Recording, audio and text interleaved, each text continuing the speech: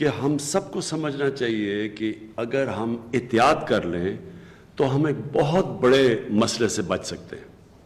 ہمارے ہاتھ میں ہے کہ ہم نے اس بیماری کے جو برے بدترین اثرات ہیں ان سے ہم کیسے بچ سکتے ہیں. یہ ہمارے ہاتھ پہ ہے. ہمیں کیا چیز پتہ ہے اس بیماری کی؟ سب سے جو اس کی اہم چیز ہے وہ یہ کہ جب زیادہ لوگ جمع ہوئے ہوتے ہیں تو یہ بیماری ان میں بڑی تیزی سے پھیلتی ہے. یہ اس کی سب سے خطرناک چیز یہ ہے کہ پھیلتی بہت تیز ہے. اور ہمیں یہ بھی پتہ ہے کہ جن لوگوں کو بیماری لگتی ہے تو ان میں سے 85% ایسے لوگ ہیں جن کو کوئی خاص اس کا فرق نہیں پڑے گا. وہ ٹھیک ہو جائیں گے آرام سے. نہ ہاسپٹل میں جانے کی ضرورت ہے. 2-3 دن بستر میں آرام کر کے ٹھیک ہو سکتے ہیں. لیکن ہمیں یہ بھی پتہ ہے کہ 4 یا 5% ایسے لوگ ہیں جن کو ہاسپٹل جانا پڑے گا. اور جو اب تک پاکستان کے اندر جو ہم سٹیٹسٹکس دیکھ رہے ہیں، ہر 100 میں سے جن کو یہ بیماری ہوگی اس میں سے 1 یا 1.5 انسان مر سکتا ہے. سو یہ پہلے میں آپ کو صرف تاکہ آپ کو سمجھ آئے کہ یہ ہے کیا. زیادہ تر تو آپ لوگ سمجھ بیٹھے ہوں گے، لیکن یہ مجھے بار بار آپ کو سمجھانا ہے کہ جب بھی آپ زیادہ لوگ جمع ہوں گے بیماری کا خطرہ بڑھنا، بیماری خطرناک بن جاتی ہے، یعنی تیزی سے پھیل جاتی ہے لوگوں میں. میں دیکھ رہا ہوں کہ کئی علاقوں کے اندر لوگ اس کی پرواہ نہیں کر رہے. اور لوگ شاید اس لیے نہیں پرواہ کرتے کہ 100 میں سے 1 نہیں مرنا ہے، ہماری کوئی ایک سوچ بھی ایسی ہے تو کیا فرق پڑتا ہے. دیکھیں اس کے میں آپ کو پھر سے بتاؤں اس کا خطرہ کیا ہے. اس کا خطرہ یہ ہے کہ نوجوان کو بیماری ہو گئی، اس کو انفیکشن ہو گئی، وہ اپنے گھر گیا، وہاں اس کے بوڑھے ماں باپ ہیں، بزرگ بیٹھے ہیں، ان کی جانوں کو خطرہ ہو سکتا ہے. آپ کے جو گھر میں بوڑھے یا کوئی بیمار ہو گھر میں تو اس کو خطرہ ہو سکتا ہے. اس لیے ہم سب کو ذمہ داری لینی ہے اور احتیاط کرنا ہے. اس بیماری کی دوسری چیز کیا ہے؟ اس بیماری کی جو ایک دوسری چیز جو ہم سب کو سمجھنی ہے وہ یہ کہ ہر ملک کے اندر اس کا پھیلاؤ مختلف ہے. تو پاکستان میں کئی دفعہ لوگ لاپرواہی کرنا شروع کر دیتے ہیں. وہ جب دیکھتے ہیں کہ جی اسپین میں تو ہر روز 800 لوگ مر رہے ہیں یا 600 لوگ مر رہے ہیں یا نیو یارک میں 700 لوگ مر رہے ہیں، تو ہمارے تو صرف ابھی تک 40 بدقسمتی سے لوگ مرے ہیں. تو لوگ سمجھتے ہیں شاید ہمارے پاکستانیوں کے اندر کوئی امیونٹی ہے کہ ہمیں شاید یہ بیماری اثر نہیں کرے گی. میں سب سے آپ سے درخواست کرتا ہوں کہ خدا کا واسطہ یہ غلط فہمی میں نہ پڑنا، کیونکہ یہ اتنی خطرناک ہے اگر آپ کی یہ سوچ آ گئی. اور اسی لیے لوگ احتیاط نہیں کرتے کہ شاید ہمیں پاکستانیوں کو فرق نہیں پڑے گا. یہ بڑی خطرناک اس طرح ہے کہ یہ جو ہمارے اس معاشرے میں ایسے لوگ ہیں جو ہمارے بزرگ اور ہمارے جو بیمار لوگ ہیں ان کے لیے بڑی خطرناک بیماری ہے. اور پاکستان کو ابھی کیا خطرہ ہوگا؟ جس طرح یہ بڑھتی جا رہی ہے ہمیں خوف یہ ہے کہ یہ مہینے کے اینڈ تک یعنی اپریل کے آخر تک اتنے لوگ جو 4 یا 5% لوگ جن کو ہاسپٹل جانا پڑے گا ان کی تعداد اتنی ہو جائے گی کہ ہمارے ہسپتالوں میں جو انٹینسو کیئر ہے، جدھر خاص طور پہ جو کورونا کے جو شدید بیمار ہوتے ہیں، جس طرح کی ان کو کیئر چاہیے ہوگا، مثلا وینٹیلیٹر چاہیے ہوگا، تو ہمیں خطرہ یہ ہے کہ پاکستان میں ہمارے پاس اتنے وینٹیلیٹر نہیں ہوں گے. تو وہ لوگوں کو جن کو وہ انٹینسو کیئر چاہیے ہوگا یہ وینٹیلیٹر، تو ان بیچاروں کو کیونکہ ہمارے پاس وینٹیلیٹر نہیں ہوں گے تو ان کا ہم علاج نہیں کر سکیں گے اور ہمارے ہاسپٹل میں پریشر پڑ جائے گا. تو اس لیے جتنی آج ہم احتیاط کریں گے، چانسز یہ ہیں کہ اگر بیماری تیزی سے نہیں پھیلتی تو ابھی ہمارے ہسپتالوں میں وہ جگہ ہیں.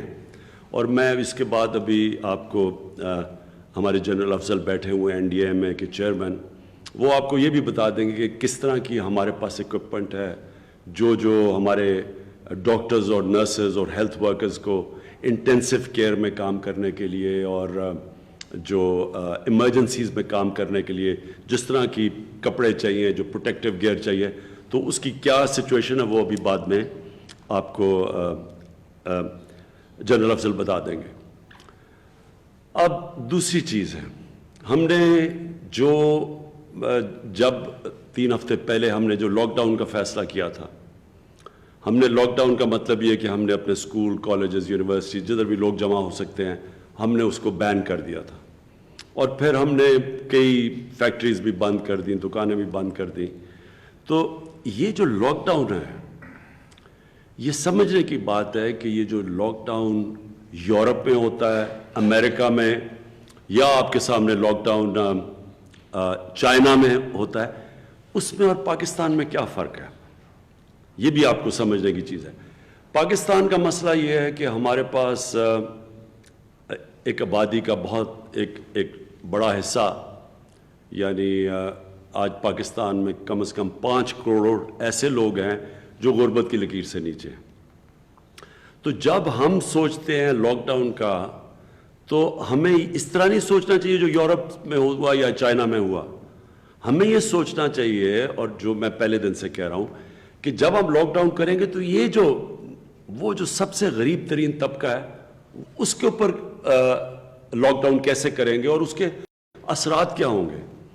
اور ہمیں پتہ ہے کہ جو ڈیلی ویجر ہیں, جو رکشہ والے, جو چھوٹے دکاندار, جو چھابڑی والے ہیں, یہ ہمیں پتہ ہے کہ اس طبقے کے اوپر جب لاک ڈاؤن آپ کرتے ہیں, جو سارا دن دہاڑی کر کے یا کام کر کے اپنے بچوں کا پیٹ پالتے ہیں, ہم سب کو پتہ ہے کہ ان کے اوپر بڑا مشکل وقت آنا تھا.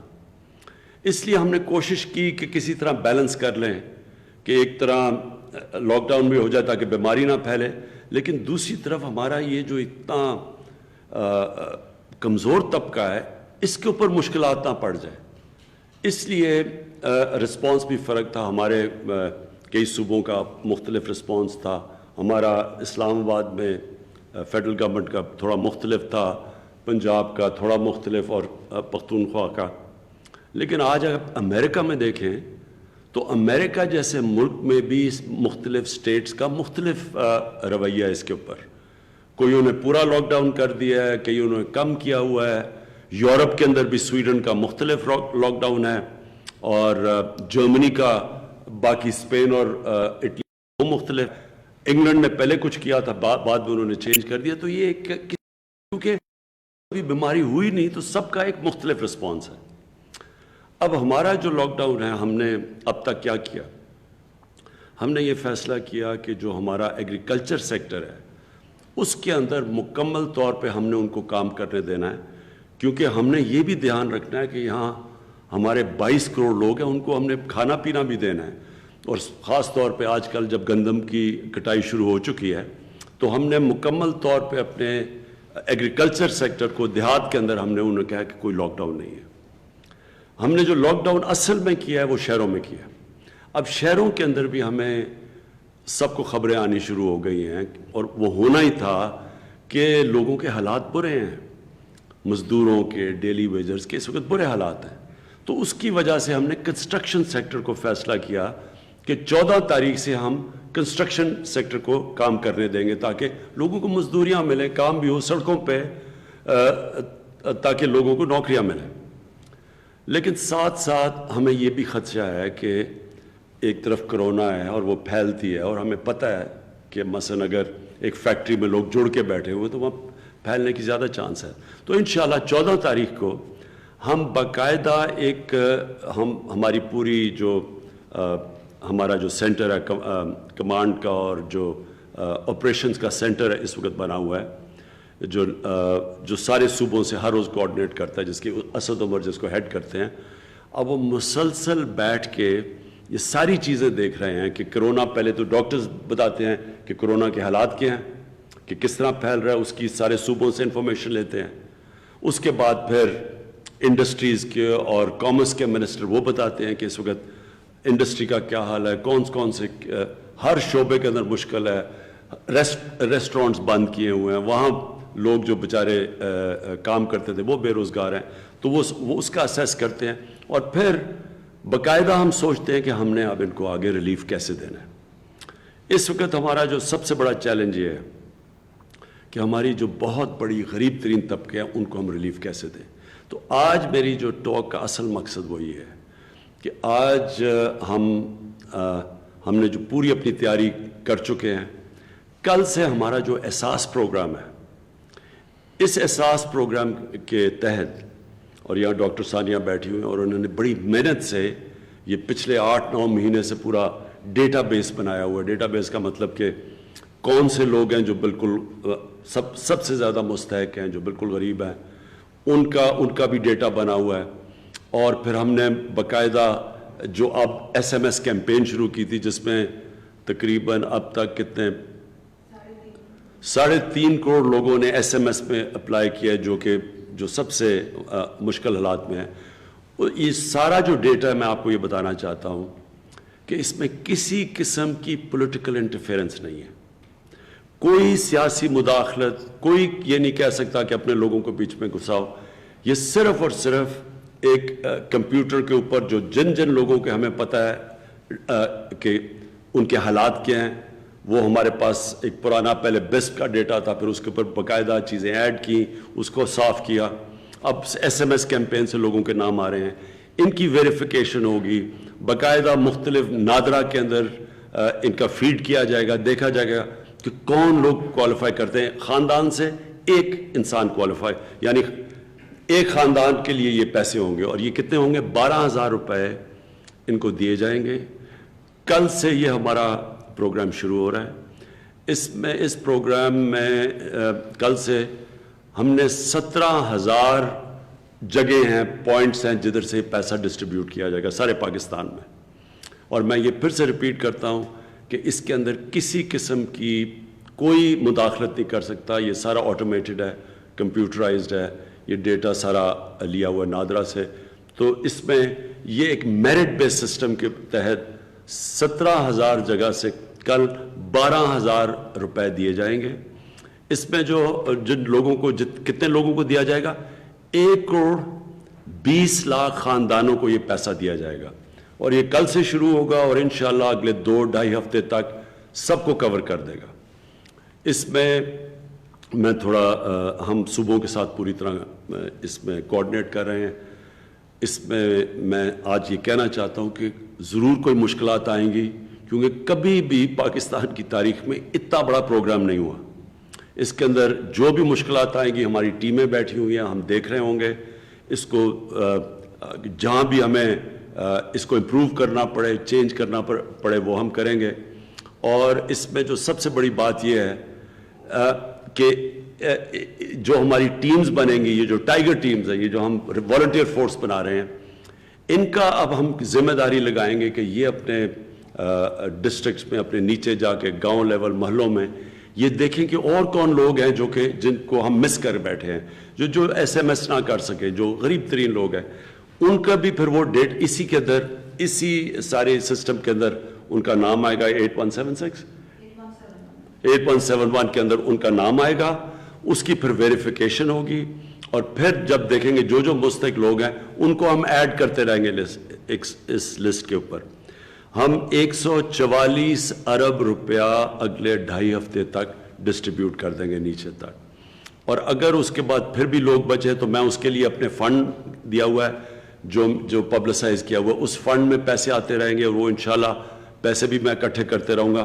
وہ سارا پیسہ جائے گا ان لوگوں کے لیے جو سب سے اس وقت مشکل میں اور غریب ترین لوگ ہیں. ان سب کو پہلے پیسہ جائے گا. میرے پاس میں یہ چاہوں گا کہ ثانیہ آپ بعد میں اس کو تھوڑا اور ایکسپلین کر دیں. میں یہ چاہوں گا کہ عثمان ڈار، آپ جو ہم نے ابھی تک والنٹیئر فورس کی جو ہمارے پاس ڈیٹا آیا ہے اس کی ذرا وہ آپ کے سامنے ڈیٹیلز دیں گے. یہ جو ہم ٹائیگر فورس جمع کر رہے ہیں، میں اس کا صرف آپ سب کے سامنے رکھنا چاہتا ہوں. اس کا مقصد کیا ہے؟ اس ٹائیگر فورس کا مقصد یہ ہے کہ ہم ایک تو ہر حلقے کے اندر، ہر ڈسٹرکٹ کے اندر، ہر یونین کاؤنسل میں، نیچے گاؤں کی سطح کے اوپر ان کا کام ہوگا کہ دیکھیں کہ کون سے لوگ، کیا حالات ہیں، کس طبقے کو ضرورت ہے پیسے کی. وہ مسلسل ہمیں فیڈ بیک دیتے رہیں گے. دوسرا ان کا کام ہوگا کہ آگے جا کے جس طرح میں نے آپ کو کہا کہ مشکل حالات آنے والے ہیں, نمبرز بڑھتے جا رہے ہیں, اور خدا نخواستہ کہ یہ جب اگر نمبر زیادہ بڑھ گئے اور ہمیں مثلا ایک گاؤں کو یا ایک محلے کو پتہ چلا کہ وہاں کوارنٹین کرنا چاہیے, تو پھر ہم اپنا یہ جو ٹائیگر فورس ہے ان میں سے لوگوں کو ہم تیار کریں گے کہ جب وہ کوارنٹین کا مطلب کہ لوگوں کو گھر رکھنا پڑے گا. جو چائنا نے جب ووہان شہر کے اندر جب انہوں نے جب ان کو کوارنٹین کیا, ان کو لاک ڈاؤن کیا, تو انہوں نے ان کو گھروں میں کھانے پہنچائے. تو یہ جب ہماری جو ٹائیگر فورس ہوگی اس کا مقصد یہ ہوگا کہ جب بھی کسی علاقے کو ہمیں لاک ڈاؤن کرنا پڑے تو یہ پھر گھروں میں ان کو کھانے پہنچائیں گے, تاکہ وہ گھر بھی رہ سکے, ان کو کھانا بھی مل سکے, اور پھر جب وہ مدت پوری ہو جائے تو تاکہ وہ باہر آ سکے. لاک ڈاؤن صرف کامیاب تب ہوگا, صرف یہ تب کامیاب تب ہوگا جب لوگوں کو گھروں میں کھانا ملے گا اور بنیادی ضروریات کی چیزیں ملیں گی. تو میں شروع کرتا ہوں عثمان آپ سے کہ اگر آپ اب تک بتا دیں کہ ہماری جو ٹائیگر فورس ہے اس کے سٹیٹس کیا ہے. نوجوان جو ہیں وہ پورے پاکستان سے رجسٹر ہو چکے ہیں. سب سے بڑی تعداد پنجاب سے ہے, 5 لاکھ کے قریب نوجوان پنجاب سے رجسٹر ہوئے ہیں, 1 لاکھ کے قریب نوجوان سندھ سے رجسٹر ہوئے ہیں, 90,000 کے قریب خیبر پختونخوا سے, 10,000 کے قریب بلوچستان سے, اسی طرح 8,000 کے قریب AJK سے, اور 4,000 کے قریب GB سے. اور اس میں 7.25 لاکھ کے قریب میل ہیں اور 25,000 فیمیل ہیں. جو سب سے زبردست بات ہے اس میں ہمیں تقریباً 10,000 ہیلتھ ورکرز ملے ہیں, جس کے اندر 2 سے 2,500 MBBS ڈاکٹرز ہیں. اور ڈاکٹر ظفر مرزا صاحب سے میری بات ہوئی تھی, انشاءاللہ تعالی ہم ان ڈاکٹرز کو پہلے فیز میں جیسے 10th کو کلوز ہوگی یہ رجسٹریشن, صوبوں میں ہیلتھ منسٹریز کے ساتھ انشاءاللہ تعالی ہم انہیں انگیج کریں گے.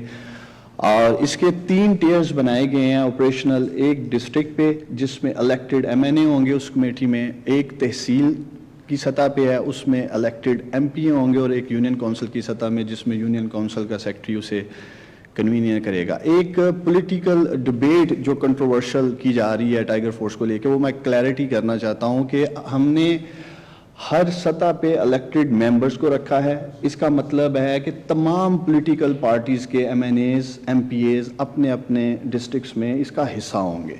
اور دوسرا جو ایک اہم میسج ہے, جیسے پرائم منسٹر صاحب نے کہا کہ یہ ٹائیگر فورس آئیڈینٹیفائی کرے گی, نشاندہی کرے گی بے روزگار مزدوروں کی, اور وہ جو مستحق لوگ ہیں احساس پاورٹی پروگرام کے.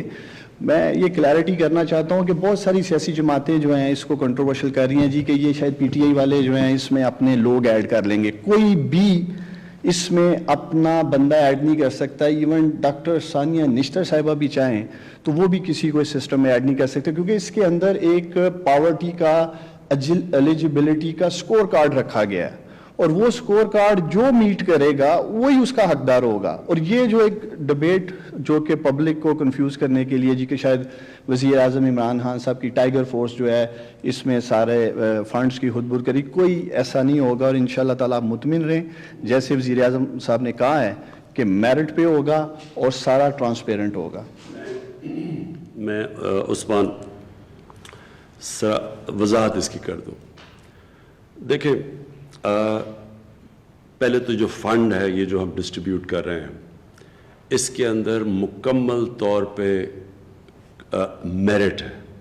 یہ جو فنڈ ہوگا جس طرح میں بار بار کہتا رہا تو اس میں کوئی کسی قسم کی کسی کی پولیٹیکل افیلیشن کا کوئی سوال نہیں پیدا ہوتا. لوگوں کے لیے میں صرف یہ بھی کہنا چاہتا ہوں کہ شوکت خانم کے اندر آج تک کبھی کسی نے نہیں دیکھا کہ وہ کس پارٹی سے ہے یا اس کی کیا لائکس اور ڈس لائک ہے, پولیٹیکل افیلیشن. جو بھی میرٹ کے اوپر آتا ہے وہ شوکت خانم میں مریض ایڈمٹ ہوتا ہے, اور جو بھی بھرتیاں ہوتی ہیں شوکت خانم وہ ساری میرٹ پہ ہوتی ہیں, اور وہ بھی نمل یونیورسٹی میں. اسی طرح جو ہمارا یہ سارا پروگرام ہے احساس کا, یہ بالکل میرٹ کے اوپر ہوگا. ہاں اس میں میں چاہتا ہوں کہ سب شرکت کریں. میں چاہتا ہوں کہ میری پارٹی کے سارے MNAs MPAs سب اس میں شرکت کریں, کیونکہ اصل میں جو صحیح سیاست ہے وہ تو عبادت ہے, وہ تو سوشل ورک ہے. تو یہ بڑا زبردست موقع ملے گا آپ سب کو اس کے اندر شرکت کرنے کا. اس میں جو ٹائیگر فورس ہے اس کے کئی اور ہم بعد میں آپ کو بتاتے رہیں گے کہ کتنے اور فنکشنز بھی وہ کر سکتی ہے، کیونکہ یہ تو کوئی 2-3 ہفتے کے بعد تو یہ بدقسمتی سے یہ کورونا ختم نہیں ہونے لگی، یہ تو آگے تک چلے گی، تو یہ فورس بھی آگے تک چلے گی. اور اس میں جو دوسری چیز ہے وہ عوام کے سامنے میں یہ رکھنا چاہتا ہوں کہ دیکھیں ہمارے پاس وسائل نہیں ہیں. ہمارے پاس 22 کروڑ عوام ہے. 22 کروڑ عوام کو اس مشکل حالات کے اندر اگر ہم نے ان کی مدد کرنی ہے تو یہ سمجھ جائیں کہ ہمارے پاس وہ پیسے نہیں ہیں جو وسائل جو مغربی ممالک میں ہیں. میں اس لیے یہ آپ کو بار بار کہتا ہوں کہ آپ کو سمجھنا ہے کہ ہمارے سامنے یہ کون سا مشکل مرحلہ اس ملک کے سامنے آیا. آج امریکہ کے اندر انہوں نے جو ریلیف پیکج دیا ہے کرونا کے لیے وہ 2000 ارب ڈالر ہے. جرمنی نے ریلیف پیکج کل دیا ہے وہ ہے 1000 ارب یورو، وہ تقریباً اتنا ہی ہو گیا ڈالرز کا. جاپان نے جو بھی پیکج دیا ہے وہ ہے 1000 ارب ڈالر. ہمارا ہے 8 ارب ڈالر. ان کی جرمنی اور جاپان کی جو آبادیاں ہیں وہ ہمارے سے آدھی ہیں، تو ہم ان سے دگنی آبادی کے لیے 8 ارب ڈالر اب ہم نے خرچ کرنا ہے جو ریلیف پیکج ہے. اس لیے ہمیں ضرورت ہے آپ کے پیسوں کی بھی، آپ کے والنٹیئر ورک کی بھی. یہ جو ٹائیگر فورس ہے اور مسلسل آپ نے ہمارے ساتھ مل کے کام کرنا ہے، کیونکہ یہ جتنا بڑا مسئلہ ہے اس کے اندر ساری قوم مل کے ہی یہ جو مشکل مرحلہ اس سے نکل سکتی ہے. اب میں چاہوں گا کہ ثانیہ اگر آپ مزید یہ جو ہمارا کل پروگرام شروع ہونے لگا ہے اس میں ذرا مزید ایڈیشن کریں.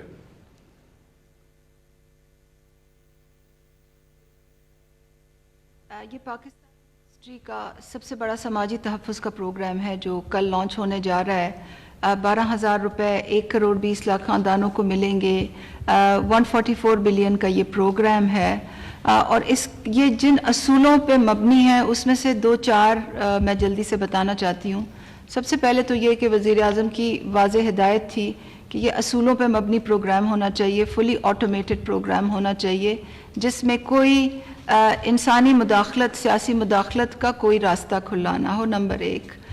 نمبر 2 یہ کہ جو رقم کی ترسیل ہے وہ بائیو میٹرک ویریفیکیشن کے بعد ہو، یعنی کہ کوئی انگوٹھا لگانے کے بعد ہی اپنی پیسے لے سکے اور اس انگوٹھے کی جو شناخت ہے وہ بینک کے اینڈ پہ بھی ہو اور نادرا سے بھی ہو، تاکہ اگر کوئی کارڈ سسٹم ہوتا تو لوگ ایک دوسرے کے کارڈ لے لیتے، لسٹوں پہ یہ پیسوں کی ترسیل ہوتی تو اس میں کرپشن آ جاتی. تو ایک تو حقداروں کی جو آئیڈینٹیفیکیشن کا پروسیس ہے وہ بالکل اصولوں پہ مبنی ہے، ڈیجیٹل ہے، کسی قسم کی مداخلت سے مبرہ ہے. اور دوسرا یہ کہ جو رقم کی ترسیل ہے وہ بھی بالکل بائیو میٹرک ہے. تیسرا جو اس کا اصول یہ ہے کہ شفافیت پہ یہ مبنی ہے. تو آپ نے دیکھا ہوگا کہ 3 دن پہلے میں نے ایک ویڈیو بنا کے اور پوری جو اس کی تفصیلات تھیں وہ جاری کر دی تھیں تاکہ پریس بھی دیکھ لے، انٹلیکچوئلز بھی دیکھ لیں، لوگ بھی دیکھ لیں کہ یہ ہم کس قسم کا نظام ہم کرنے جا رہے ہیں. اور چوتھا یہ کہ وزیر اعظم کا یہ خاص ڈائریکٹیو تھی ہم سب کو کہ یہ جو پروگرام ہے یہ as a national program run ہوگا. یہ قومی سلامتی کا ایک پروگرام ہے کیونکہ جو لوگوں کو مشکلات ہیں، جو مالی مشکلات ہیں، خاص طور پہ ہمارے دہاڑی دار بھائیوں کو، وہ تمام ملک میں ہیں. اس لیے صوبوں کے ساتھ رابطے میں رہنا، صوبوں کو جیسے انگریزی میں کہتے ہیں لیول پلینگ فیلڈ دینا، ان کو پارٹیسپیشن کرانا، ان کو شراکت کرانا، اور ملک میں ایک ہی 12,000 روپے کا پروگرام چلنا. کیونکہ پہلے یہ تھا کہ صوبے پلان کر رہے تھے کہ کوئی صوبہ کہہ رہا تھا کہ ہم 4,000 دیں گے، کوئی کہہ رہا تھا 3,000 دیں گے. اور ہم اس بات کو اچھی طرح جانتے تھے کہ اگر گراؤنڈ پہ کانفلکٹنگ پروگرامز چلیں گے تو وہ معصوم لوگ جو ہیں وہ ہی اس کا شکار ہوں گے، کیونکہ جہاں سے وہ دکانوں سے پیسے لیں گے وہ ان کو یہ بتائیں گے کہ جی آپ کے 12,000 نہیں 3,000 ہیں. تو میں اب آپ کو بڑا یہ سب کو بتانا چاہتی ہوں کہ تمام وفاق کی جو اکائیاں ہیں، تمام جو صوبے ہیں، وہ احساس ایمرجنسی کیش پروگرام کا حصہ ہیں اور ہم سب اس کو مل کے چلا رہے ہیں۔ بہت جلدی سے میں یہ بتانا چاہتی ہوں کہ حقداروں کی نشاندہی کیسے ہوگی اور رقم کی ترسیل کیسے ہوگی۔ تو حقداروں کی نشاندہی کے لیے ہم نے ایک SMS 8171 سے شروعات ہوتی ہے، اور کوئی بھی دنیا کی ملک کے کسی بھی کونے سے ہمیں 8171 پر صرف اپنا 13 ڈیجٹ کا شناختی کارڈ نمبر اگر بھیج دے تو وہ ہمارے سسٹم میں چلا جاتا ہے، اور پھر وہ 15 مرحلوں سے وہ نمبر گزرتا ہے، اور ہر مرحلے پہ میسیجز جنریٹ ہوتے ہیں۔ اگر شناختی کارڈ نمبر غلط ہوگا تو میسیج آئے گا، اگر وہ شناختی کارڈ نمبر میں کوئی گڑبڑ ہو تو میسیج آئے گا کہ آپ حقدار نہیں ہیں، اگر وہ سرکاری ملازم ہوگا یا اس کی شریک حیات سرکاری ملازم ہوں گے تو ان کو میسیج آئیں گے۔ پھر وہ 3 قسم کے ڈیٹا بیسز سے گزرتے ہیں، اور ایک خاندان میں ایک ہی فرد کو نوٹیفیکیشن آتی ہے۔ تو اگر کہ گھر کے سربراہ کو نوٹیفیکیشن آئے تو پھر اس کی شریک حیات اگر وہ ہمیں SMS کریں گی تو ان کو یہ میسیج آ جائے گا کہ آپ کے شوہر کو پیمنٹ نوٹیفیکیشن ہو گئی ہے۔ ان کے بچے کریں گے تو ان کو بھی نوٹیفیکیشن آئے گی کہ آپ کے والد کو پیمنٹ نوٹیفیکیشن ہوئی ہے۔ میں ناظرین کو آج یہ بھی بتانا چاہتی ہوں کہ اگر کسی نے اپنے قوائف نادرا کی رجسٹریشن ڈیٹا بیس پہ یہ نہیں بتایا ہوا کہ کسی گھر میں ڈیتھ ہو گئی ہے، تو ایسے بھی ہو سکتا ہے کہ گھر کا فرد کی وفات ہو گئی ہو اور اس کے بچے کو یہ نوٹیفیکیشن آئے کہ آپ کے والد صاحب کو پیمنٹ نوٹیفیکیشن گئی ہے۔ ایسا بھی ہو سکتا ہے، اور وہ اس وجہ سے ہوگا کہ اگر کسی کی ڈیتھ ہوئی ہو تو انہوں نے نادرا میں ڈیتھ سرٹیفکیٹ جمع نہ کرایا ہو، تو اس صورت میں ہم اپنی ہیلپ لائن جو ہے وہ جو بیوہ ہوتی ہے ہماری ہیلپ لائن پہ ہمیں بتاتی ہے 0800 26477 یعنی 0800 26477 پہ آپ ہمیں رابطہ کیجئے اور اپنے قوائف اپڈیٹ کرائیے۔ ہم اس SMS 8171 کی SMS فی کو بھی معاف کر رہے ہیں، اور ہماری ہیلپ لائن بھی آپ کے لیے کھلی ہوئی ہے، اور ہم نے اس بات کو بھی یقینی بنایا ہے کہ اگر کسی کا آئیڈینٹی کارڈ نمبر اگر اس کی جو ایکسپائری ہے وہ اگر گزر گئی ہے تو پھر بھی وہ شناختی کارڈ نمبر ایکسیپٹ ہو جائے گا۔ جب ایک دفعہ یہ ڈیٹا بیسز میں سے نمبر گزرتا ہے اور میسیج جنریٹ ہوتے ہیں تو 3 قسم کے میسیج ہو جاتے ہیں۔ اگر ان سب کو میں اکٹھا کر لوں، ایک میسیج ہوتا ہے انکار کا، ایک میسیج ہوتا ہے کہ آپ پیمنٹ نوٹیفیکیشن کا ویٹ کریں، اور ایک میسیج ہوتا ہے کہ آپ اپنی ضلع انتظامیہ سے رابطہ کریں۔ تیسرے جو کیٹیگری میں لوگ ہیں ان کے لیے آسانی پیدا کرنے کے لیے ہم نے ایک ویب پورٹل بھی کھول دیا ہے ehsas.nadra.gov.pk، وہ اس پہ اپنی رجسٹریشن خود کرا سکتے ہیں۔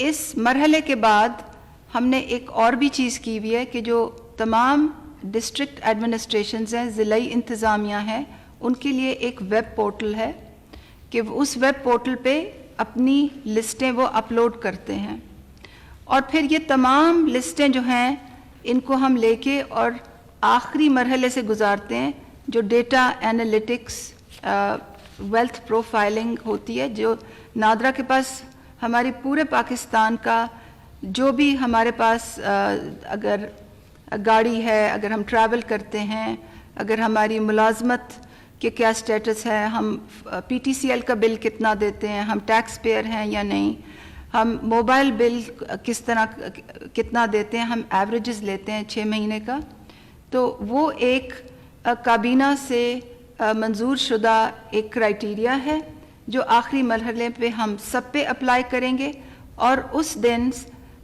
لوگوں کو انکار اور پیمنٹ کے فائنل میسیجز جائیں گے۔ تھینک یو ثانیہ، اور دیکھیں آپ سب کے لیے کہ اس کی بڑی سوچ کی ہوئی ہے اس پروگرام کے پیچھے، یعنی پوری کوشش یہ ہے کہ ایک ایمانداری سے لوگوں تک پیسہ پہنچایا جائے اور ان لوگوں کو جو واقعی مستحق ہیں۔ تو اس کے پیچھے بہت 8 مہینے بڑا کام ہوا ہے، تو میں آپ کو مبارک دیتا ہوں اور خراج تحسین پیش کرتا ہوں۔ اسد عمر سے میں اب یہ ریکویسٹ کروں گا کہ ہمارے بہت پاکستانی باہر پھنسے ہوئے ہیں, پاکستان واپس آنا چاہتے ہیں, ان کے رشتہ داروں کو ایک بڑی ظاہر ہے ان کو وہ پتہ چلوانا چاہتے ہیں کہ کس طرح ہم یہ جو پاکستانی باہر پھنسے ہوئے ہیں ان کے لیے ہم کیا کر رہے ہیں. تو ان کی جو نیشنل کمانڈ اور آپریشن سینٹر ہے اس میں ہر روز اس چیز کے اوپر مزید گفتگو ہوتی ہے اور ڈسکشن ہوتی ہے کہ ان کو ہم پاکستان بھی لے آئیں, لیکن کیونکہ باہر سے کرونا زیادہ پاکستان میں باہر سے آئی ہے تو وہ یہ نہ ہو کہ وہاں پھیل بھی جائے, تو اس کے لیے کیا ہم نے میجرز دینے ہیں. تو اسد عمر پلیز آپ اس کا بتائیں. جی, ہماری ظاہر ہے کہ بہت بڑی تعداد میں پاکستانی باہر رہتے ہیں اور ان میں سے کئی کی خواہش ہے کہ وہ واپس ملک آئیں, لیکن ان میں سے خصوصی طور پہ وہ لوگ جو قلیل مدت کے کسی ویزا کے پروگرام کے ذریعے گئے ہوئے تھے, یا ایسے لوگ ہیں جن کی نوکری چلی گئی ہے, وہ لوگ جو ہیں ظاہر ہے زیادہ پاکستان آنے کی خواہش رکھتے ہیں اس وقت. دوسری طرف ظاہر ہے ملک کے اندر ایک وبا پھیل رہی ہے, ایک بیماری پھیل رہی ہے, تو آپ نے 21 کروڑ لوگ جو ہیں ان کے تحفظ کا بھی خیال رکھنا ہے. تو اسی لیے ایک پلان بنایا گیا تھا ایک ہفتے کے لیے کہ باہر سے فلائٹس آئیں گی, کس طریقے سے ان کو رکھا جائے گا, کیسے ٹیسٹ کیا جائے گا, اور اس کے بعد جو ہے فیصلہ کرنا تھا کہ ہم نے آگے کیسے لے کے چلنا ہے. تو پہلے ہفتے میں تو صرف فلائٹس جو ہیں وہ اسلام آباد آ رہی تھی. اس کے اندر بھی یہی ہوا, ہم نے یہ بھی فیصلہ کیا تھا کہ جب پہلے دن فلائٹس آئیں گی تو اس کے بعد فوری طور پہ دوبارہ ریویو میٹنگ کی جائے گی, اور وہ اچھا کیا کہ ہم نے وہ فیصلہ کر لیا تھا. پہلی فلائٹ جو آئی اس کے اندر کچھ مسائل ہمیں آئے, اس سے ہم نے سیکھا اور اس کے بعد سسٹم کو میں چینجز کی گئی. اس کے بعد آج پھر دوبارہ اس کے اوپر بات چیت ہوئی اور مزید اس کو فائن ٹیون کیا گیا ہے کہ وہ جو پلان ہے. اب اچھی خبر یہ ہے کہ آگے کے لیے تمام باقی صوبے بھی جو ہیں, صبح نیشنل کمانڈ سینٹر کی میٹنگ میں بھی بات ہوئی تھی, اور NCC کی قومی کوآرڈینیشن کمیٹی جو ہے جس کو وزیر اعظم چیئر کرتے ہیں اور تمام وزراء اعلیٰ اس کے اندر ہیں, اور آزاد جموں و کشمیر کے وزیر اعظم, تو وہاں پر بھی یہ آج اتفاق رائے ہو گیا کہ ہم نے لے کر آنا ہے, اور یہ باقی صوبوں کے ایئرپورٹ جو ہیں ان کو بھی شامل کیا جائے گا. اور ایگزیکٹ اس کا پروٹوکول جو ہے صرف آپ کو جو پاکستان میں بیٹھے ہوئے ہیں ان کی تسلی کے لیے کہ جو سسٹم بنایا جا رہا ہے وہ اسی بنیاد کے اوپر بنایا جا رہا ہے کہ لوگ پاکستانی جو ملک آنا چاہتے ہیں یا جن کو آنے کی ضرورت ہے وہ آ بھی سکیں, لیکن خطرہ بھی کوئی نہ پیدا ہو.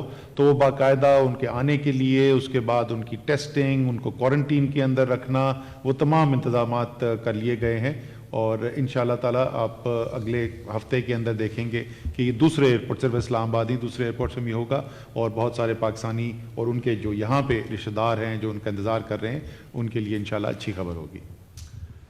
شکریہ اسد. اچھا, اب یہ بڑا آپ سب کے لیے یہ بڑا ضروری ہے سمجھنا کہ کرونا کے جو ہمارے فرنٹ لائن جو جہاد لڑنے والے ہیں, ڈاکٹرز, نرسز, ہیلتھ ورکرز, اب ان کا ہم نے تحفظ کرنا بڑا ضروری ہے. ان کے لیے جو پروٹیکٹیو کٹس ہیں وہ پہنچانی, اور پھر جو انٹینسیو کیئر کے اندر وینٹیلیٹر چاہیے اور جو بھی سامان چاہیے وہ پہنچانا ضروری ہے. بدقسمتی سے پاکستان کے آپ سب جانتے ہیں کہ ہمارا جو ہیلتھ سسٹم ہے اس کے اوپر توجہ نہیں دی گئی, لہٰذا وہ بڑے یعنی باقی دنیا سے پیچھے ہے. اب جب سے ہمیں پتہ چلا کرونا کا یہ جب پھیل رہی ہے تو ہم نے پوری کوشش کی کہ وہ چیزیں جو پاکستان میں نہیں بنتی ان کو ساری دنیا سے ہم نے کوشش کی لانے کے لیے, اور اس کی ذمہ داری دی چیئرمین NDMA کو, جنرل افضل کو. کوشش یہ تھی کہ ہم یہ جیسے جیسے یہ پھیل رہی ہے اور ہمارے ہاسپٹلز پہ جب پریشر پڑے گا تو ہمارے پاس کم از کم اتنا سامان ہو کہ ہم اپنے لوگوں کی مدد کر سکیں. تو اس میں مجھے ایک افسوس ہوا, ایک بلوچستان میں ینگ ڈاکٹرز کی پولیس سے کلیش ہوا اور بدمزگی ہوئی. مجھے افسوس ہوا یہ سن کے. تو اس لیے ضروری ہے کہ آپ کو سب کو پتہ چلنا چاہیے کہ فیڈرل گورنمنٹ اب تک کیا کر رہی ہے, کتنا سامان پہنچا چکی ہے, اور آگے کیا کرنے جا رہی ہے.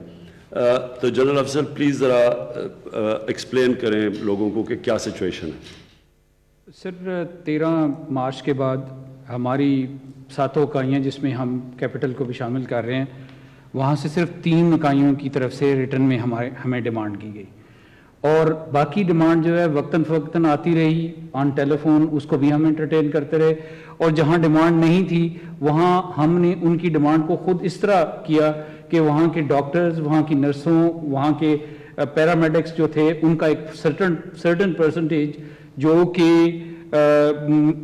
آئی سی یوز میں کام کر رہا تھا اس کی پرسنٹیج نکال کے ان کو چیزیں بھیجی جاتی رہیں۔ مثال کے طور پہ پنجاب کے لیے ہم نے یہ دیکھا کہ ہمیں 6000 لوگوں کو جو ہے وہ سامان پہنچانا ہے، پنجاب کو 18000 کا سامان دیا گیا اور 20000 کا سامان 6000 کا پہنچانا تھا، آپ نے 18000 دیا، ہم نے 18000 پہنچایا سر۔ 20000 سامان جو ہے وہ ان کے تقریباً 56 ہاسپٹل کے لیے ریڈی ہے، اور اگلے 3 دنوں کے اندر ہر ہاسپٹل کو بائی نیم جو اس لسٹ میں شامل ہیں ان کو پہنچا دیا جائے گا، ایم ایس کے نام پہ، چیف ایگزیکٹو کے نام پہ، یا جو بھی ہیڈ ہے ہاسپٹل کا اس کے نام پہ۔ اسی طرح سندھ کی طرف سے بھی کوئی ریٹرن میں ڈیمانڈ نہیں تھی، ہم نے ان کے ڈاکٹرز نرسیں کیلکولیٹ کی، 9000 ہمارے حساب سے ان کا نکل رہا تھا، 15000 ہم نے ان کو بھجوائے، اور آگے بھی ان کے لیے ہم نے انتظام کیا ہوا ہے۔ ان کے 42 ہاسپٹل ہیں جو ہماری لسٹ پہ ابھی موجود ہیں، اور انشاءاللہ ان کو بھی اگلے 3 دنوں کے اندر ہم پہنچائیں گے۔ کے پی کی کل پہلی دفعہ ریٹرن میں ڈیمانڈ آئی ہے، اور وہاں پہ انہوں نے 9,40,000 ہم سے پی پی ایز مانگے ہیں۔ ان کی ڈیمانڈ جو ہے وہ پہلے نہ ہونے کی وجہ سے ہم نے اپنے حساب سے کیلکولیٹ کیا تھا، اور ان کو 10,800 ہم نے آلریڈی یہ پی پی ایز بھیج دیے تھے، اور اگلے جو 3 دن ہیں اس میں جیسے میں نے کہا ہے کہ ایک پروسیجر اڈاپٹ کیا ہے کہ ہم ہسپتالوں کو وہاں کی آرمی اور وہاں کی سول ایڈمنسٹریشن کے تھرو سیدھا ہسپتالوں کو بھیجیں گے سر۔ بلوچستان کی ڈیمانڈ بھی نہیں آئی تھی، اس کے بھی ہم نے 2000 کی کیلکولیشن کی تھی، ان کو 8000 دیا گیا سر۔ جی بی کی ڈیمانڈ 15000 آئی تھی، ان کو 24000 دے دیا گیا، اور ابھی 4000 ان کا بھی فریش پلان ہو رہا ہے۔ اسلام آباد جو ہمارے 3-4 ہاسپٹل ہیں انہوں نے 18000 کی تھی، ان کو ہم 8000 دے چکے ہیں، 6000 ان کا اگلے 3 دنوں میں پلان ہوا ہے۔ اے جے کے میں ڈیمانڈ 10000 وہاں سے آئی تھی، 13000 انہیں دے چکے ہیں، ان کے لیے 2000 کی پلاننگ کی ہوئی ہے۔ میں جو وینٹیلیٹرز کے بارے میں بھی 2 مختصراً یہ بتاؤں گا کہ انٹرنیشنل مارکیٹ میں اس وقت وینٹیلیٹر شارٹ ہیں، لیکن انشاءاللہ جو ہم نے اپنے لیے بینچ مارک رکھے ہوئے ہیں ان کے اندر ہم وینٹیلیٹر کی ریکوائرمنٹ کو صوبوں اور فیڈرل گورنمنٹ کے تعاون سے پورا کر لیں گے۔ میں یہاں پہ ٹیسٹنگ کٹس جو کہ آج کل میڈیا میں بہت زیادہ آ رہا ہے، میں اس کے بارے میں بتانا چاہوں گا کہ ہمارے پاس 13 مارچ کو صرف 14 لیبارٹریز تھیں جن میں یہ سہولت حاصل تھی کہ اس پہ کام کیا جا سکے، اور اس وقت 14 لیبارٹریز کے اندر جو کیپیسٹی تھی وہ تقریباً 2,000 ٹیسٹ کرنے کی تھی۔ آج جو ہے وہ 22 لیبارٹریز جو ہیں وہ کام کر رہی ہیں، 12 لیبارٹریز کا سامان جو ہے وہ صوبوں میں بھیج دیا گیا۔ اس کی تقسیم اس طرح ہے کہ 4 مشینیں ایکسٹرا بھیج دی گئی ہیں کے پی میں، جس میں ایک حیات آباد میں لگ گئی ہے، ایک سیدھو میں لگ گئی ہے، ایبٹ آباد کے لیے ایک بھیج دی گئی ہے، اور ایک ڈی آئی خان کے لیے بھیجی گئی ہے۔ پنجاب میں جو ہے وہاں پہ بھی لوڈ لاہور اور بڑے اسٹیشن سے کم کرنے کے لیے پہلے 2 سسٹم بھیجے گئے تھے، ایک کاریاں میں اور ایک بھاولپور میں، اور ابھی 2 سسٹم نئے بھیجے جا رہے ہیں، ایک وہ دیکھ رہے ہیں سیالکوٹ میں یا گجرانوالہ میں لگ جائے، اور دوسرا فیصل آباد یا سرگودا میں لگ جائے۔ اس کے بعد بھی ہمارے پاس 25 سسٹم اور آنے ہیں، وہ ہم ان کے سارے جو at least divisional headquarter ہیں ان کے اندر کم از کم ایک مشین جو ہے موجود ہوگی۔ اس میں ایک ریکوائرمنٹ یہ ہے کہ وہ لیبارٹری گریڈ 2 یا گریڈ 3 پروٹیکشن والی ہو، ادروائز اس کے اندر یہ مشین آپ بھجوا بھی دیں تو شاید کام نہیں ہو سکتا۔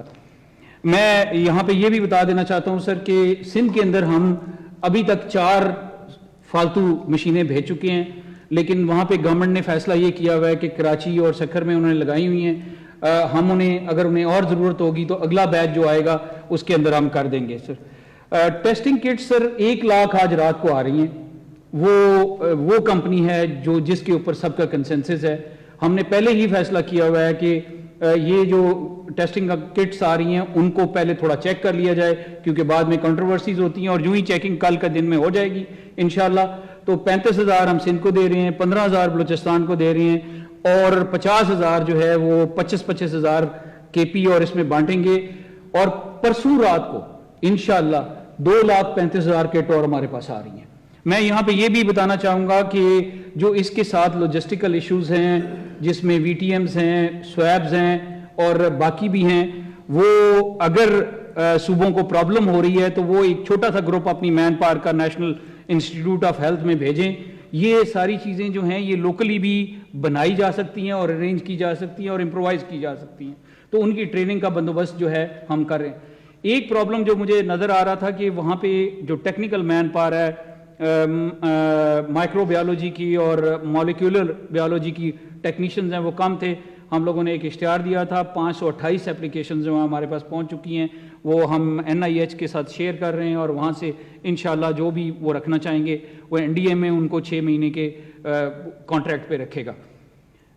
سر N95 جو کٹ کا حصہ ہوتا ہے اس کے علاوہ بھی پنجاب کو 17,000, سندھ کو 8,000, کے پی کو 9,700, بلوچستان کو 6,200, جی بی کو 2,750, اسلام آباد ٹیریٹری کے جو ہاسپٹلز ہیں ان کو 1,000 اور AJK کو 2,800 جو ہیں یہ دیے جا چکے ہیں ادر دین دی کٹس. جنرل افضل, یہ جو آپ N95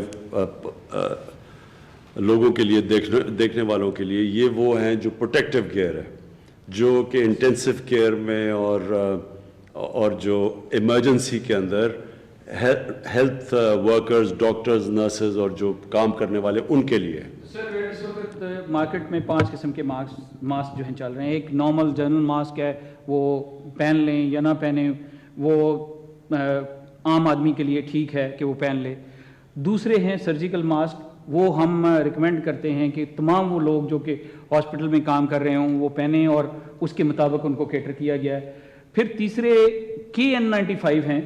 یہ چائنیز کمپنیاں جو ہیں وہ کلیم کرتی ہیں کہ یہ N95 ہیں, لیکن ہمارے ہاں تھوڑی سی ورژن ہے اور وہ ان کو ہم نے سائڈ پہ کر دیا ہوا ہے. We are not issuing those mask to the people. اور آخری کیٹیگری میں 2 سب کیٹیگری کے, ایک N95 ہے جو کہ ہم پرائمریلی ان لوگوں کو ایشو کر رہے ہیں جو ہماری ICUs میں کام کر رہے ہیں اور اسپیشلی وینٹیلیٹرز کے اوپر کام کر رہے ہیں, ان کے لیے. میرے پاکستانیوں, یہ جو میں نے آپ سے یہ جو بات چیت کی اور انشاءاللہ آگے بھی آپ کے سامنے آتا رہوں گا, یہ ضروری اس لیے ہے کہ آپ کو صرف ایک چیز سمجھنی ہے سب سے پہلے, کہ ہماری گورنمنٹ مسلسل صرف ایک کام اب کر رہی ہے کہ کیسے ہم نے کرونا کا مقابلہ کرنا ہے.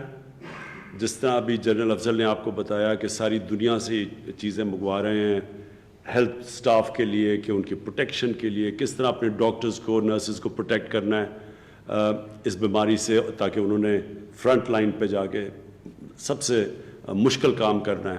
تو ان کے لیے بھی کوشش ہو رہی ہے. اور پھر وینٹیلیٹرز کا انہوں نے بتایا وہ دنیا میں شارٹیج ہے اس وقت. امریکہ جیسے ملک میں اسٹیٹس کے بیچ میں مقابلہ ہو رہا ہے کہ ان کے پاس کمی ہوئی ہے, تو اس لیے اس کے لیے کوشش پوری کر رہے ہیں. اور اس لیے میں آپ سب کو یہ کہنا چاہتا ہوں کہ آپ کو احتیاط کرنے کی بہت ضرورت ہے. دیکھیں, کوئی گورنمنٹ کہیں جا کے محلوں میں نہیں کہہ سکتی کہ گھروں میں رہو, کوئی پولیس ڈنڈے مار کے یعنی لوگوں کو جیلوں میں تو نہیں ڈال سکتے کہ اگر جی آپ باہر نکلیں گے. یہ آپ نے خود کرنا ہے, خود احتیاط کرنی ہے اپنی بھلائی کے لیے, اپنے بڑوں کے لیے, اپنے لوگ جو بیمار ہیں اس ملک میں. اس لیے جب تک قوم مل کے اس کا مقابلہ نہیں کرے گی, گورنمنٹ, کوئی دنیا کی گورنمنٹ کچھ نہیں کر سکتی. اس لیے میں آپ سب کو یہ اپیل کرتا ہوں کہ سمجھیں یہ بیماری پھیل رہی ہے. یہ غلط فہمی میں نہ رہیں کہ ابھی صرف ہماری کم فوتگیاں ہوئی ہیں تو آپ سمجھیں گے کہ آگے بھی نہیں ہوں گی. یہ پھیل رہی ہے بیماری, یہ اور بگڑے گی, حالات برے ہوں گے. اگر آپ احتیاط کریں گے تو حالات جب برے بھی ہوں گے اتنے برے نہیں ہوں گے کہ ہم ان کا مقابلہ نہ کر سکیں. ہماری جو بھی ہیلتھ سروسز ہیں, جو ہاسپٹلز ہیں, وہ ان کا مقابلہ نہ کر سکے اگر آہستہ آہستہ بیماری پھیلے. لیکن جو یورپ میں آپ دیکھ رہے ہیں, آپ نیو یارک میں دیکھ رہے ہیں, اگر تیزی سے پھیل گئی تو اس کے بہت مشکلات ساری قوم کو اس کا سامنا کرنا پڑے گا. اور مجھے افسوس سے کہنا پڑتا ہے کہ ہماری آبادی کے وہ لوگ جو مشکل میں ہیں، یعنی جن کو کوئی بیماری ہیں یا بوڑھے ہیں، ان کی ہم جانوں خطرے میں ڈال رہے ہیں. اس لیے آپ سب کو احتیاط کرنی چاہیے. کل انشاءاللہ، اور مجھے بڑی خوشی ہے، یہ بڑا مشکل سے پلان کر کے ہم یہ جو احساس کا ہمارا پروگرام ہے، جو 12,000 روپے ہم فیملیز میں ڈسٹریبیوٹ کر رہے ہیں کل سے، اور انشاءاللہ اگلے جس طرح میں نے پہلے کہا اگلے 2.5 ہفتے کے اندر انشاءاللہ ہمارا 1,20,00,000 خاندان تک ہم یہ پیسہ پہنچائیں گے. 12,000 یہ کل سے شروع ہو رہا ہے. یہ جس طرح ثانیہ نے کہا، یہ اس کی کوئی مثال نہیں ہے، کبھی اتنا بڑا پروگرام پاکستان میں نہیں ہوا. تو اس میں بھی میں آپ چاہتا ہوں کہ آپ سب اس میں تعاون کریں. اور یہ بھی میں آپ کو بتاؤں کہ اس میں جو مشکلات آئیں گی وہ ہم یہاں بیٹھے ہوئے ہیں، ہماری پوری ٹیم بیٹھی ہوئی ہے. National command and operation centre کے اندر ہر روز ملاقات ہوتی ہے، جس میں سارے پاکستان کے ادارے ہیں، پاکستان کے سولین ادارے ہیں، پاکستان کی ملٹری ہے. ہم اس سب چیز کو اب اس کا جائزہ لیتے جا رہے ہیں اور دیکھ رہے ہیں کہ اس میں کیا مسئلے آتے ہیں، وہ انشاءاللہ ہم دور کریں گے. اور اس کے بعد جو دوسرے پروگرام آئیں گے وہ میں آپ کو بتاتا چلوں گا. ہمارا یہ جو ٹائیگر پروگرام ہے، اس میں پلیز پھر سے میں آپ سب کو کہتا ہوں، اس میں رجسٹر کریں. ابھی تک 7.5 لاکھ لوگ رجسٹر کر چکے ہیں. اس کو کریں کیونکہ میں یہ چاہتا ہوں کہ یہ ایک ایسا نیٹ ورک ہو کہ ہم سارے ملک کے اندر لوگوں تک پہنچ سکیں. یعنی میں یہ چاہتا ہوں کہ جو ہمارے پاس وسائل نہیں ہیں وہ ہم اپنی نوجوان، اپنی جو ہمارا اس وقت ایک نوجوان آبادی ہے، اس کا فائدہ اٹھاتے ہوئے ہم اپنے جو سوشل ورکرز ہیں ہمارے اس ملک میں، بہت خیرات دیتے ہیں لوگ، ہم اس کا فائدہ اٹھاتے ہوئے ہم جو ہمارے وسائل کی کمی ہے اس کو پورا کر سکیں اپنی آبادی سے. اور جو خیرات ہمارے لوگ اس لیے دیتے ہیں، ان میں اللہ میں ایمان ہے، وہ اللہ کی مخلوق کے لیے، اس اللہ کو خوش کرنے کے لیے، اپنی آخرت کے لیے، اپنی مخلوق کے لیے کام کرنا چاہتے ہیں، اللہ کی مخلوق کے لیے. اس لیے ہمارے پاس یہ 2 بہت بڑی طاقتیں ہیں. ایک کہ اس ملک میں لوگ خیرات دیتے ہیں، اور دوسرا ایک نوجوان آبادی ہے. انشاءاللہ ان 2 طاقتوں سے ہم آنے والے دنوں میں کرونا وائرس کا مقابلہ کریں گے. پاکستان پائندہ باد.